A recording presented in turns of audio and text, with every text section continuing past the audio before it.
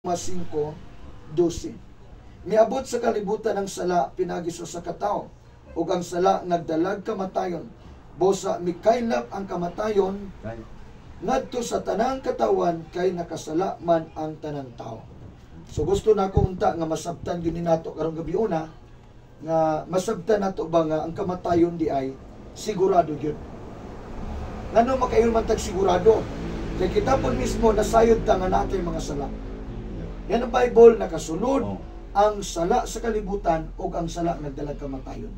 So, ambot pasabot, ang kamatuoran day karon, na kining kamatayon karon, di jud ni nato mapugngan. Mao gyud na realidad. Wa po na gipilit posisyon, madato man ka, mapolitiko man ka, unsa ka nga kahimtang. Ang kamatuoran karon, nga naa gyud kamatayon. Nganong naay kamatayon, tungod na gyud kay nakasala ta. So kitang tanan aminado ta nga naa gyud kapakyasan. Natay mga sala. Muna nga di madinay nga naa gyud tay kamatayon kay kita mismo nasayod ta nga naa tay kapakyasan. Naa tay mga sala. So wala na tay choice, makayon ta nga wa na gyud ay solusyon. Di na gyud ta kaingon nga di sure ko mamatay. Wa na gyud solusyon. Ambot pasabot nga di na gyud mapugan. Naa gyud kamatayon. Pero karong gabi una nga kung mapag-ampo nga naatay masabtan karon kay naaman tay paglaom pa. Paglaom ba? Amen? Sabtang buhi ta naatay paglaom. Sumala sa itong gibasa nga hinungdan dahil kamatayon sala. Kung ato kag doktor, pwede man mingon ng doktor nga namatay si Sir Arnel tungod sa maong sakit. Or ka may ng doktor nga namatay ni si Suansa tungod kay mauni ang sakit. Or namatay ba ka kay gidungga, namatay ba ka kay na-aksidente ka, dagang klaseng kamatayon. Pero di ay, ang Bible nagsulti na daan nga hinungdan di ay nganong nay kamatayon tungod sa sala. Kinsa may author sa sala? Sumala po sa Bible, kung walay laing author sa sala is the devil, mao si Lucifer. Ang yawa mo hinungdan sa sala. Siya ang kawatan nga maong yawa mianilang pagpatay, paglaglag o pagpangawat.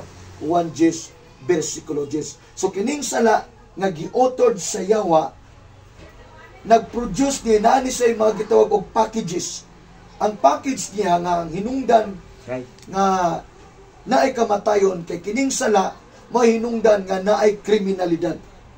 Mahinungdan nga naay pagbuhat og di maayo. Mao'y hinungdan sa balatian. Mao'y hinungdan sa tanang pagkadautan. Muna nga, dunay nagkanalaing hinungdan sa kamatay. Pero ang pinaka-main root diya, tungod sa sala. Nga gipasiugdahan sa yawa.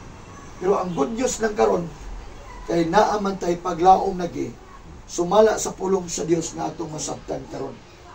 Amatod po sa 1 Corinthians chapter 10, beginning in verse 21, nga si Kristo maoy nahimong garantiya nga si bisan kinsa nga mituo kaniya na bisan sa mamatay adunay pagkapanhaw.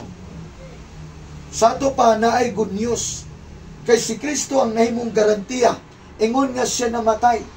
Si Kristo gali namatay. Ang good news lang diha kay ang kamatayon ni Kristo tungod tualang kanato. Amen. Sa Roma 6:23 ang bayad sa sala kamatayon. Apan ang gasa sa Dios kinabuhing dayon. Kita di man ta kabayad sa tong sala. Di po ta pwede magpakamatay kay samot na. Karon, unsa may paagi nga masulbad ang atong sala? Tungod kay sa balaod, ang sala kaniadto kinahanglan halaran nila og mga gitawag og blameless nga mga animals, karnero, toro or baka. So karon ang gibuhat sa Dios nga amahan, muna ang John 3:16, kung imo nang na-memorize nga bersikulo, gigugma sa Dios ang tibuok kalibutan. Og tungod niya na gihatag si Kristo. Aron ang mutuo niya di malaglag apan may kinabuhing walay katapusan. So karon si Kristo gitanyag kanato, gihatag siya. Unsa man si Kristo? Si Kristo gitawag siya the Lamb of God. So nganong namatay man si Kristo? Nga di man siya angay mamatay. Tungod kay Ginoo man siya. Si Kristo dili sa ordinaryong pagkatao. Kay siya ang gipanamkon ni Maria, ingon ang Bible, pinaagi sa gahom sa Espiritu Santo. So ang rason dahil